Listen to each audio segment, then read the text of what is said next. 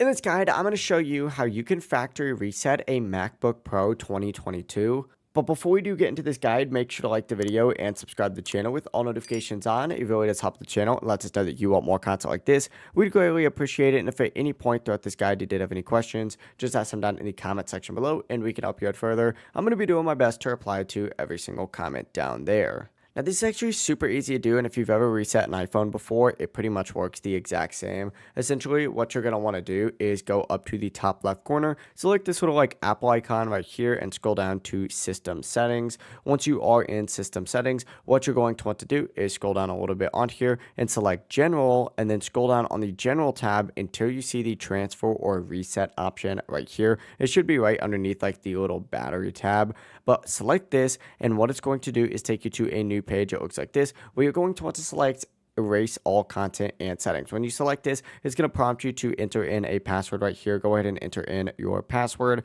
and then of course go ahead and hit unlock, and from here hit continue, and then you'll see a screen essentially explaining that all settings, media, apps, and data on the Mac are going to be removed. Essentially, just take a second to review everything listed so you know exactly what's being erased, and whenever you are ready, just hit continue and follow the on-screen prompt. Your Mac will now begin the reset process automatically. Just make sure that you really do want to do this before continuing, since it will completely wipe the device. But it really is as simple as that. If you guys did have any questions, just ask them down in the comment section below and we could help you out further. I'm going to be doing my best to reply to every single comment down there. But that's how you could factory reset a MacBook Pro 2022. Before you leave this guide, make sure to like the video and subscribe to the channel. We'd greatly appreciate it. Have a great rest of your day though. Peace.